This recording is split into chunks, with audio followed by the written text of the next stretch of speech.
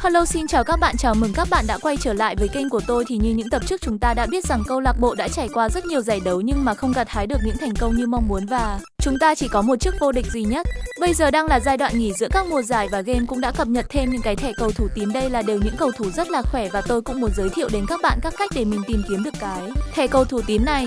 Còn với mong muốn của tôi đó là tôi muốn săn được Chickwood, một cầu thủ của New Zealand nhưng mà cũng khá là tiệm cận với châu Á, nên là tôi cũng muốn mời cầu thủ này về đội coi như là một cầu thủ nhập tịch hoặc một cầu thủ ngoại binh để chuẩn bị cho mùa giải mới của câu lạc bộ Anh Cyan All Star.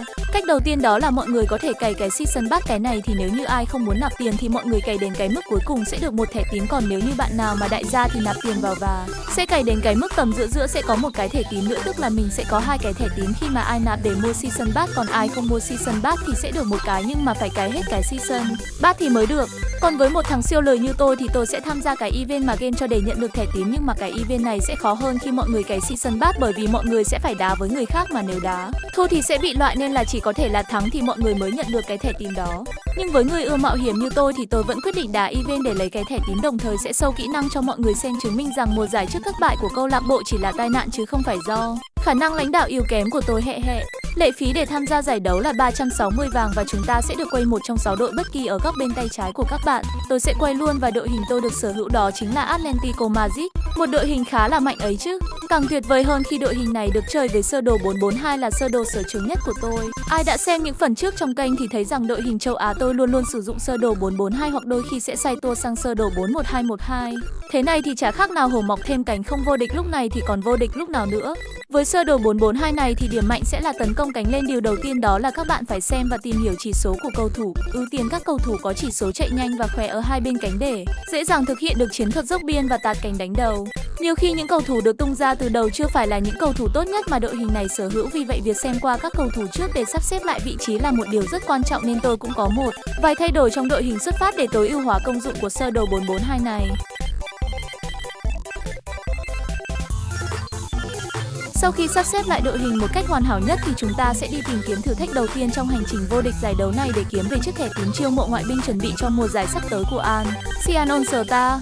Và con mồi đầu tiên đó chính là Porto, một câu lạc bộ tới từ Bồ Đào Nha. Nhìn qua tương quan lực lượng thì Porto khá là yếu và là một con mồi vừa miếng cho đội của tôi, vì vậy chiến thắng là điều bắt buộc không được phép sai lầm ở ngay trận đầu tiên, vì người ta có câu đầu xuôi thì đuôi mới lọt được. Do đối thủ yếu hơn nên đội tôi đã dồn lên tấn công ngay từ đầu và ở phút thứ 11 của trận đấu, Slot đã có một pha xử lý đỉnh cao để đánh lừa hậu vệ đội bạn, sau đó tung ra một cú sút quyết đoán. Bóng ghim thẳng vào góc chữ Anh đánh bại luôn thủ môn của đội Porto, ghi bàn mở tỷ số 1-0 cho Atletico Madrid. Bàn thắng đến rất nhanh và dễ dàng, có lẽ trận này bọn tôi phải ghi thêm chục bàn nữa để thị uy sức mạnh. Sau khi để thua bàn thắng đầu tiên từ rất sớm, đội Porto đã dồn cao đội hình lên để tấn công và chúng tôi phải có cụm lại phòng ngự. Đội bạn có một pha đá phạt ngay vào 16m50 ở phút thứ 21, cú sút khá chính xác nhưng chưa đủ hiểm và đủ mạnh để đánh bại thủ môn của đội tôi, qua đó tỷ số vẫn được bảo toàn là 1-0. Hiệp 1 kết thúc với lợi thế dành cho Atletico Madrid với bàn thắng được ghi bởi Slot ở phút thứ 11, nhưng có vẻ tinh thần đội bạn đã xuống và họ đã bỏ cuộc ngay từ hiệp 1, vì vậy chúng tôi đã giành một chiến thắng rất nhẹ nhàng khi trận đấu còn chưa kết thúc.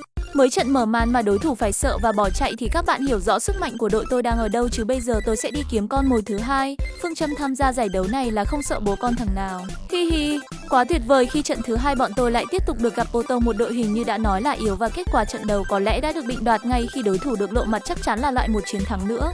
Hiệp 1 thì đội giao bóng đầu tiên là Porto và họ cũng bảo vệ khung thành phía tay trái của các bạn. Nhưng đội có cơ hội đầu tiên lại là đội của tôi khi có một pha đá phạt góc và Norman đã bật cao lên đánh đầu, chỉ tiếc là bóng đi chệch khung thành trong gang tấc.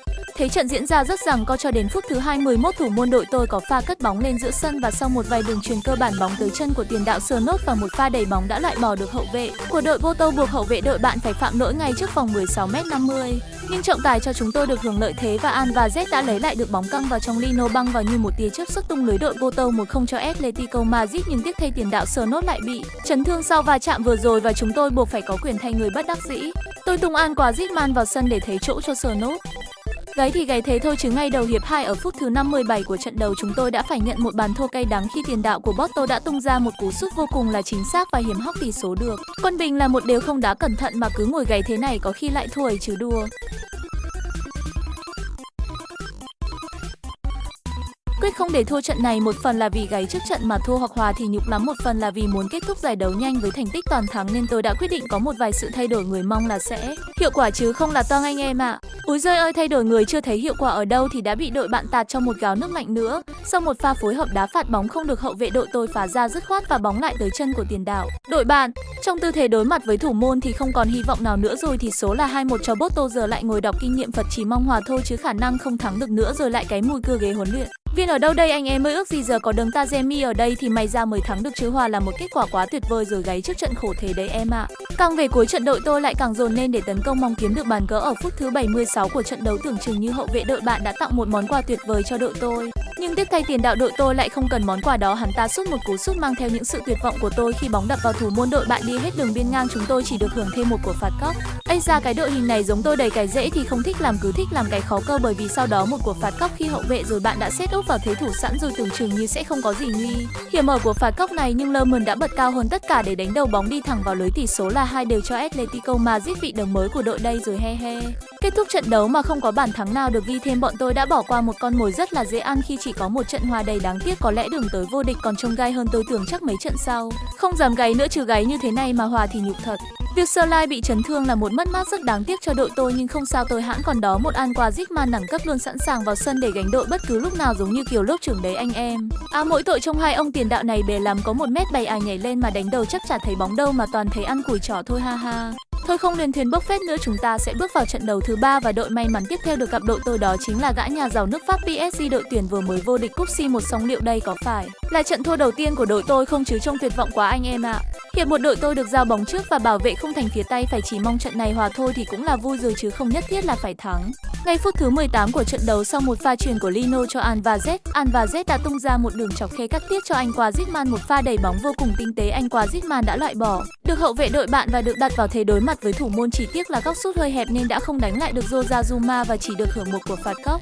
Alvarez là người thực hiện đá quả phạt góc bóng tới cái đầu của Neumann, sau đó được chuyển tới Griezmann đã đứng sẵn ở phía khung thành để chờ đợi, và một pha đệm bóng nhẹ nhàng để đưa bóng vào lưới, tỷ số được mở là 1-0 cho Atletico Madrid trước PSG. Đầu game chỉ giả vờ sợ hãi để đối thủ chủ quan thôi, trừ chiến thắng trận này là nằm trong tầm tay rồi anh em hẹ. Ở cuối hiệp 1 chúng tôi lại có một cơ hội rõ ràng nữa, nhưng chỉ tiếc là cú bật cao lên đánh đầu của Lazotte, bóng đã đi cao hơn khung thành, quá đáng tiếc cho Atletico Madrid khi chưa có bàn thắng thứ hai.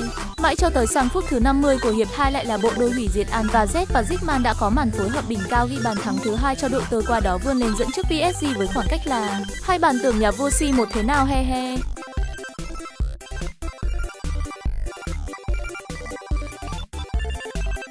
Điều gì đến thì cũng phải đến thôi, khi bàn thắng thứ 3 đã được đi do công của bà Rớt. Mới ngày nào ở Fafer Club World Cup đánh bại đội tôi 4-0 thì bây giờ lại bị đội tôi và lại cho 3-0, mà đó là trận đấu còn chưa kết thúc, có lẽ phải ghi thêm mấy bàn nữa cho bỏ tức.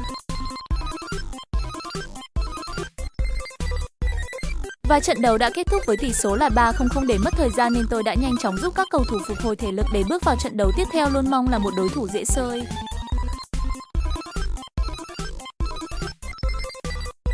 Lại là con gà PSG, sao lại có sự trùng hợp ở đây thế nhỉ? Khi hai trận đầu thì gặp Porto, hai trận tiếp theo thì lại gặp PSG, nhưng thôi giờ thì có lúa bằng nhau, đội nào tôi cũng phang hết miễn là phải giành chiến thắng hi hi. Như thường lệ thì những phút đầu tiên đội tôi dồn lên tấn công, nhưng PSG này lại làm anh em họ đã chơi phòng thủ chắc chắn, và ở tình huống này họ đã có một pha phản công rất nhanh khiến hàng hậu vệ của đội tôi không lùi về kịp, giúp cho các tiền đạo của PSG thoải mái phối hợp và cất bóng vào trong. May cho tôi là khứa Dembele của đội bạn đã đánh đầu đập vào sáng ngang bay ra ngoài, chứ không thì đội tôi đã phải nhận bàn thua đầu tiên. Ở phút thứ 26 của trận đấu, đúng như với tính chất của sơ đồ 4-4-2, chúng tôi đã có pha phối hợp biên và trung lộ vô cùng đẳng cấp với bộ ba là Lazotte, Barros và Julian Alvarez, khiến hậu vệ đội bạn say như trong chóng cú sút của Alvarez đơn giản là không thể cản phá, tỷ số được mở cho Atletico Madrid.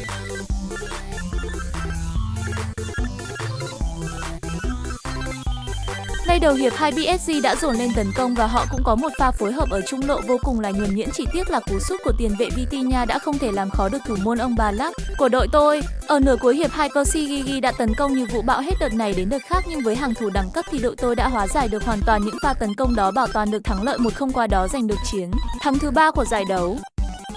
Và đối thủ tiếp theo chúng tôi phải gặp đó chính là bà đầm già Juventus, một đội hình khác mà tôi phải đối đầu sau Porto và PSG. Nhìn vô đội hình xuất phát thì có vẻ như đội tôi đang mạnh hơn, sở hữu những cầu thủ đẳng cấp hơn, nhưng có lẽ đó là do Juventus chưa tung ra đội hình mạnh nhất của họ, chắc là họ đang khinh thường bọn tôi thế. Này thì không thắng không phải là anh hùng hào hán.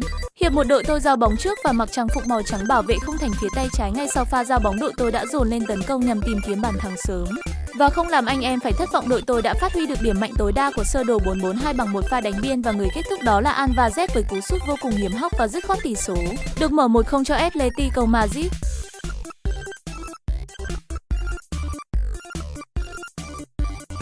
Không dừng lại ở một bàn, đội tôi rồi nên tấn công và không chỉ sút gần hay đánh đầu hay mà còn đến sút xa cũng hay khi Barrios có một pha dứt điểm từ ngoài vòng 16m50, bóng đi với lực rất căng đánh. Bại thủ môn của Juventus nâng tỷ số lên 2-0 cho đội tôi. Liệu Juventus có gục ngã từ sớm không? Nhưng có lẽ phán đoán của tôi đã sai khi Juventus đã lập tức dồn đội hình lên tấn công nhằm tìm kiếm bàn rút ngắn tỷ số. Đội tôi vẫn chơi phòng ngự khá là chắc chắn, nhưng đúng với câu ông ăn trả thì bà ăn. Nên khi đội tôi ghi một bàn thắng từ xa vào lưới Juventus thì cũng bị đội họ ghi lại một bàn thắng từ ngoài vòng 16m50, qua đó tỷ số được rút ngắn xuống là 2-1. Bàn thắng lại còn được ghi vào cuối hiệp 1, như vậy sang hiệp 2 chúng tôi sẽ không còn lợi thế quá lớn nữa, đồng nghĩa với việc tụi tôi phải chơi một cách chắc chắn và bài bản hơn. Nhưng chẳng hiểu bằng một phép màu nào thì Juventus lại rời khỏi trận đấu, như vậy đội tôi giành chiến thắng với tỷ số là 4-1. Kiểu này người ta gọi là đè về đấy anh em à. Chắc họ nghĩ là vừa rồi tôi thả cho một bàn để cho kịch tính, chứ có đá tiếp thì cũng không thắng được, nên là họ tự rời trận đấu cho nhanh hi hi. Sau một quãng nghỉ ngắn ngủi thì đội tôi tiếp tục giải đấu với trận đấu tiếp theo sẽ gặp Percy. Tôi đã gặp đội này đến 3 lần trong hành trình chinh phục giải đấu này và có lẽ kết quả của trận đấu này sẽ giống với trận đấu trước gặp họ, đó là một chiến thắng hoàn hảo. Ngay đầu trận đội bạn có một pha sút xa khá là nguy hiểm nhưng bóng đi đúng vị trí của thủ môn bên tôi nên tình huống đã trôi qua mà không có bàn thắng được ghi. Để đáp trả lại tình huống đó thì phút thứ 27 đội tôi đã có một pha phản công sắc bén, chỉ tiếc là cú đánh đầu cuối cùng của tiền đạo lùn Griezmann, bóng đi không được hiểm nên đã cũng bị thủ môn đội bạn bắt lại. Nhìn chung hai đội đang ăn miếng trả miếng khá gắt gao. Phút thứ 37 của trận đấu PSG lại có một cơ hội rất là nguy hiểm khi Dembele đối mặt với ông Ballack, nhưng cú sút đã chạm vào người của ông Ballack đập vào xà ngang qua, đáng tiếc cho PSG. Và ngay sau đó đội tôi đã có một tình huống phản công nhưng hậu vệ đội bạn cũng chơi rất là xuất sắc. Cả hai đội là cân sức cân tài và hiệp 1 kết thúc với tỷ số là không đều, báo hiệu hiệp 2 đầy sóng gió cho cả hai đội.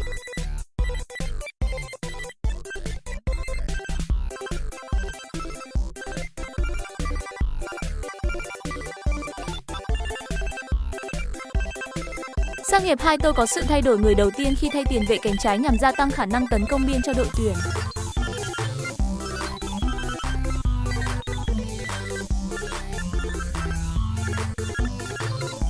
Nhưng trong một pha PSG đang tấn công thì họ bất chợt bị đội tôi phản công nhanh và chỉ với hai tiền đạo xuất sắc của đội tuyển đó là Alvarez và Griezmann đã phối hợp với nhau vô cùng ăn ý ghi bàn thắng quý như vàng ở phút thứ 84 của trận đấu, giúp đội tôi vươn lên dẫn trước với tỷ số là 1-0 khi trận đấu chỉ còn vài phút nữa là kết thúc. Và trận đấu đã kết thúc với tỷ số là 1-0. Đây là chiến thắng thứ 5 của đội tuyển, như vậy đội tôi đang có phong độ rất tốt khi thắng 5 hòa 1 và chưa để thua một trận đấu nào, với đà này thì vô địch sớm thôi hẹ hẹ. Ở trận đấu tiếp theo đội tôi tiếp tục chạm trán với bà đầm già Juventus. Nếu như kịch bản cũ thì chiến thắng thứ 6 là nằm trong tầm tay anh em ạ. Ngay ở những giây phút đầu tiên của trận đấu, các cầu thủ của đội tôi đã có những pha phối hợp như được lập trình từ phần sân nhà cho đến phần sân của đội bạn và bóng lại được luân chuyển xuống đáy biên, sau đó có một đường căng ngang vào cho Griezmann đang băng lên. Sau đó nhiệm vụ của Griezmann là vô cùng dễ khi chỉ phải đối mặt với thủ môn đội bạn, không có sai lầm nào xảy ra với cú sút của tiền đạo này. Tỷ số là 1-0 cho Atletico Madrid. Tiếp tục đá hưng phấn, đội tôi liên tục ép sân đội bạn. Anh em có thể xem qua những tình huống dưới đây để thấy rằng sức ép là liên tục và khủng khiếp. Nếu cứ tiếp tục đà này thì bàn thắng thứ 2 chỉ là câu chuyện thời gian.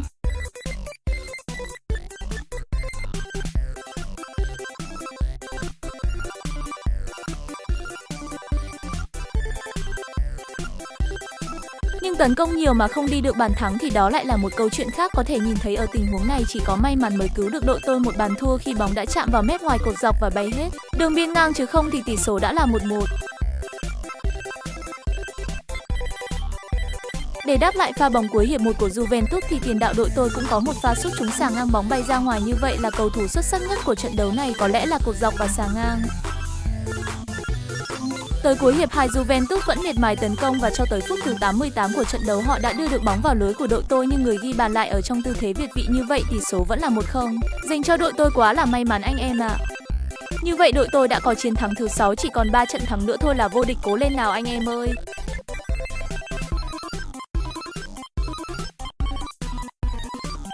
Trận tiếp theo đội tôi lại phải gặp Juventus một lần nữa. Tôi ngán hai cái ông Juventus với PSG lắm rồi nha, cho gặp đội khác xem nào.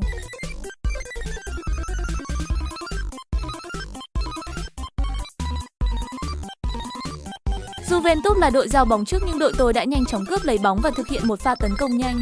Bóng lại tiếp tục được đưa xuống đáy biên, tại đó là Jonte truyền vào cho Barrios. Anh ta có một pha xoay sở rất hay, tiếp tục truyền vào cho Alvarez và nhiệm vụ của Alvarez chỉ là đệm bóng vào lưới trống, như vậy tỷ số là 1-0 cho Atletico Madrid từ rất sớm. Nhưng chỉ sau bàn thắng mở tỷ số được vài phút thì đội bạn đã có pha phản công rất nguy hiểm, hậu vệ đội tôi như ăn phải bá hay sao, ý phòng ngự rất là hớ hênh, qua đó giúp tiền đạo đội bạn gỡ hòa tỷ số 1-1. Như vậy trận đấu này được đưa về vạch xuất phát quá là căng thẳng anh em ơi.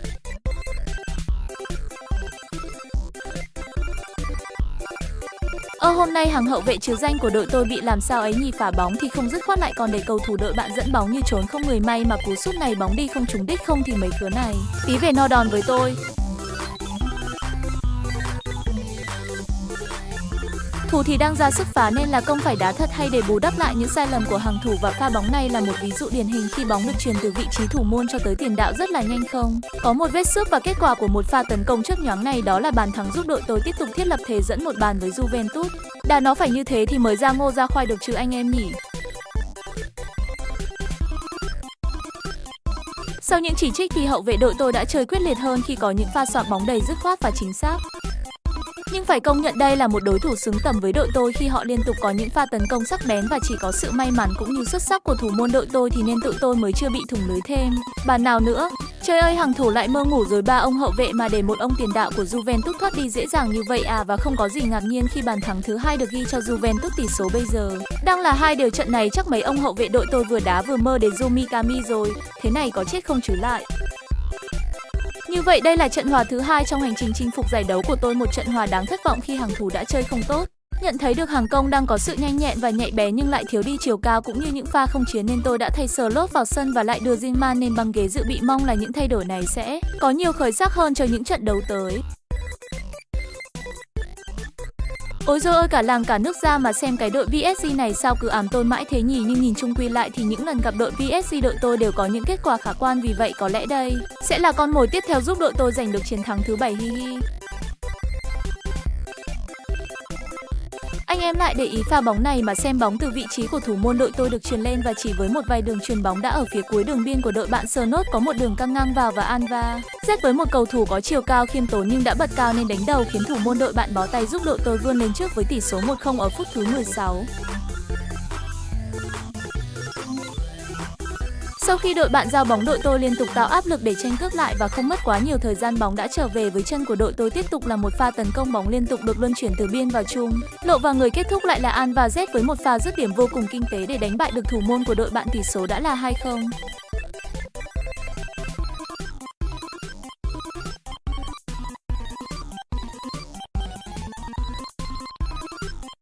Nhưng lợi thế hai bàn đã không được giữ nguyên cho đến khi kết thúc hiệp 1, bởi vì một pha sai lầm ngu ngốc của hậu vệ đội tôi đã dâng một bàn thắng cho đội bạn, tỷ số được rút ngắn xuống còn 2-1 ở những phút cuối của hiệp 1.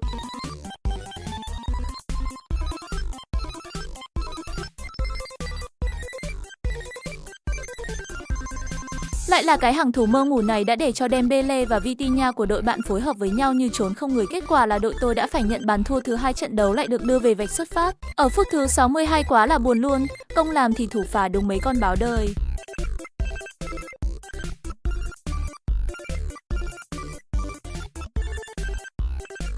Sau khi nhận hai bàn thua đầy cay đắng, đội tôi đã lấy lại được tinh thần và tiếp tục đẩy cao đội hình để tấn công. Chỉ tiếc là cú sút này bóng lại đi trúng cột dọc, như vậy bàn thắng thứ 3 chưa được ghi.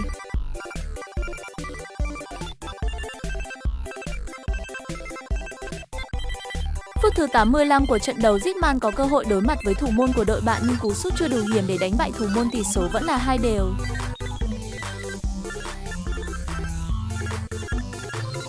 Đội tôi vẫn miệt mài tấn công cho đến phút 90 của trận đấu. Lino có một đường chọc khe phá toang hàng phòng ngự của đội bạn, giúp Zinman một lần nữa đối mặt với thủ môn, nhưng cũng là lần thua thứ hai của Zinman khi cú sút bị thủ môn đội bạn cản lại.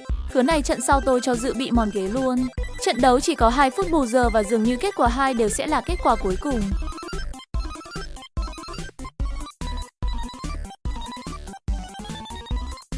Nhưng điều bất ngờ đã xảy ra khi 2 phút bù giờ này dài như 20 phút vậy, nên đội tôi vẫn có cơ hội khi La Jonte có đường truyền vào cho Alvarez ở phía trong, và lại là Alvarez với một cú sút tinh tế để đánh bại thủ môn đội bạn. Tỷ số được nâng lên là 3-2, giúp đội tôi giành chiến thắng ở những giây phút cuối cùng. Quả là một trận đấu rất hay, rất cảm xúc. Chiến thắng thứ 7 đã có, thiên thời địa lợi nhân hòa cũng đã có thì chớ chức vô địch mà thôi he he.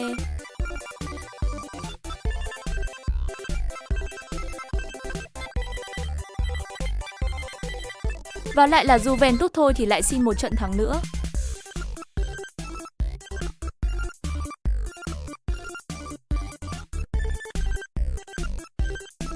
Trong hiệp 1 này đội tôi là đội giao bóng trước và cũng là đội có cơ hội nguy hiểm đầu tiên, chỉ tiếc là trong thế đối mặt với thủ môn thì cú sút của An và Z lại chưa đủ hiểm.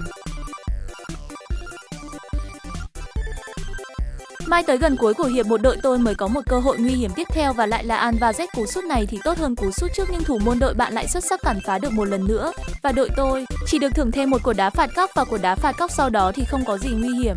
Sang hiệp 2 đội bạn chơi có phần khởi sắc hơn, ví dụ như pha tấn công này thực sự nếu không có sự xuất sắc của thủ môn đội tôi thì có lẽ tỷ số bây giờ đã là 1-0 cho đội bạn.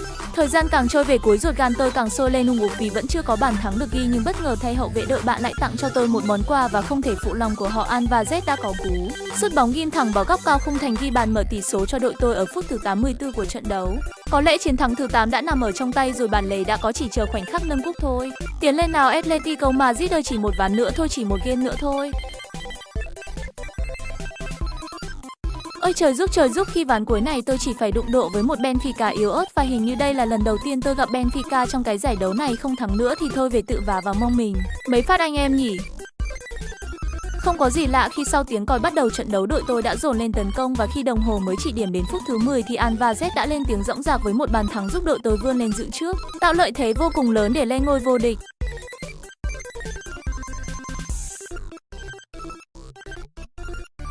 Ôi giời ơi, khi pha sút xa vô cùng nguy hiểm của cầu thủ đội tôi, bóng đã đi chệch khung thành trong gang tấc không thì tỷ số đã là 2-0. Benfica cũng có những giây phút ép sân đội tôi nhưng những cơ hội họ đưa ra chỉ là những cú dứt điểm từ xa trong vô vọng như này, quá khó để xuyên thủng một hàng hậu vệ quá chắc chắn. Sau đó để ngăn cản pha phản công nhanh của đội tôi thì Sơ đã bị cầu thủ đội bạn vào bóng ác ý và lại bị chấn thương. Khứa này sao suốt ngày chấn thương thế nhỉ? Khéo tôi mua khứa này về để làm đồng đội cùng với khứa Zenit trong đội hình châu Á của tôi anh em nhỉ. Nhưng cũng chính từ pha đá phạt đó, bóng tới chân của Griezmann cầu thủ tôi vừa tung vào sân nhưng khứa này đã không thể tung ra cú sút của mình khi bị hậu vệ đội bạn chơi lăn xả cản lại, nhưng phía sau còn đó là Lazonte đã kịp thời tiếp ứng và tung ra cú đá từ một góc sút không tưởng. Bóng đi vào lưới trong sự ngỡ ngàng của tôi và các cầu thủ. Tỷ số là 2-0 cho Atletico Madrid ở cuối hiệp 1. Với phút thứ 79 của trận đấu tỷ số đã là 3-0, qua đó khẳng định rằng đội tôi đã giành được chức vô địch và chiếc thẻ tím. Không thể nào thua trong thế trận mà tỷ số đã được an bài như thế này và thời gian cũng chỉ còn đâu đó khoảng hơn 10 phút thôi. Chưa kịp đá hết trận thì đội bạn đã xin thua, qua đó đội tôi chính thức lên ngôi vô địch và nhận được một số lượng lớn vàng cùng một chiếc thẻ tím để mời gọi ngoại binh cho anh Cian Onstata ở mùa giải sau.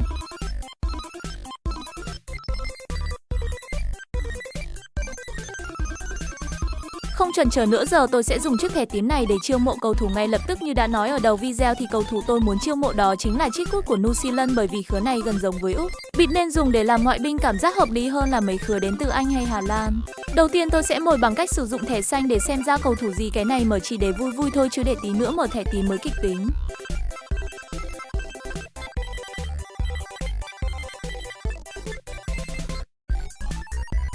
Ôi, với chiếc thẻ xanh này tôi đã mở ra được một khứa thủ môn người Anh, đó là Trafford. Hình như khứa này cũng có trong thẻ team mà nhỉ, nhưng ở dạng thẻ xanh khứa này chỉ có chỉ số là 74, khá là gà nên chắc tí tôi sẽ bán đi để thừa chỗ mở cầu thủ thẻ tím.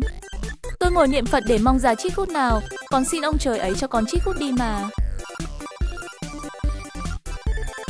Ôi giời ơi, cờ Hà Lan thế này thì toang thật rồi ông giáo ạ.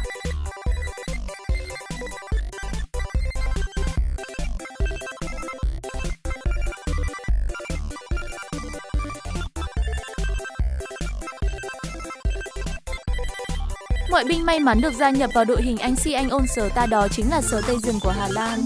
Cảm giác nhập tịch ngoại binh từ Hà Lan nó cứ giống mấy khứa đến từ Indo thế nhỉ, khéo cho đội hình châu Á nhập tịch thế này lao lại có Hà Lan 3 anh em mà chỉ đứng sau Hà Lan chính hãng và Hà Lan 2. Tổng kết lại hành trình tham gia giải đấu thì tôi cầm đội hình Atletico Madrid và giành được 9 chiến thắng cùng 2 trận hòa, không có một trận thua nào. Đây thực sự là một sức mạnh hủy diệt. Cả giải đấu là bố của tất cả các đội tuyển, đồng thời cũng chiêu mộ được ngoại binh Sở Tây Rừng từ Hà Lan về. Nhưng ở giải đấu sắp tới của anh Cian Onstata thì chưa chắc tôi đã dùng ngoại binh này, bởi vì nếu dùng ngoại binh này có thể sẽ mất đi bản chất của một đội tuyển đến từ châu Á, nên vấn đề này tôi sẽ cân nhắc. Còn video của tôi đến đây là kết thúc. Chúc anh em xem video có một ngày thật vui vẻ và hãy đón chờ những video tiếp theo của tôi trên kênh này nhé. Bye bye anh em.